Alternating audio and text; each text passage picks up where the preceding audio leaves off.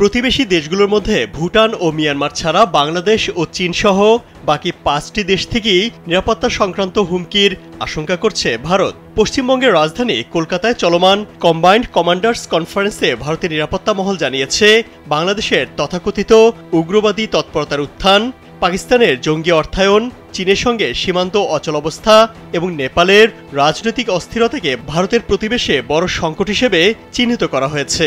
ভারতের কেন্দ্রীয় স্বরাষ্ট্র মন্ত্রণালয়ের এক শীর্ষ কর্মকর্তা নাম প্রকাশ না করার শর্তে দেশটির সংবাদ মাধ্যম দ্য টেলিগ্রাফকে বলেন, ভারতের প্রতিবেশে বিশেষ করে বাংলাদেশ, নেপাল ও পাকিস্তানের সাম্প্রতিক পরিস্থিতি দেশটির জন্য নতুন নিরাপত্তা চ্যালেঞ্জ তৈরি করেছে। স্যান্ডেলিনা সো, রূপচর্চায় আভিজাত্য। তিনি আরো বলেন, এসব ইস্যু ছাড়াও প্রতিবেশী দেশগুলোতে ভারত বিরোধী মনোভাব, যা আঞ্চলিক শান্তি ও স্থিতিশীলতার জন্য চ্যালেঞ্জ হয়ে দাঁড়িয়েছে, সেগুলো সর্বোচ্চ পর্যায়ে এই ফোরামে গভীরভাবে আলোচনা হচ্ছে। জাতীয় নিরাপত্তার প্রেক্ষাপটে বর্তমান ও ভবিষ্যৎ চ্যালেঞ্জ নিয়ে দেশের শীর্ষ সামরিক নেতৃত্ব বিস্তারিত আলোচনা করছে।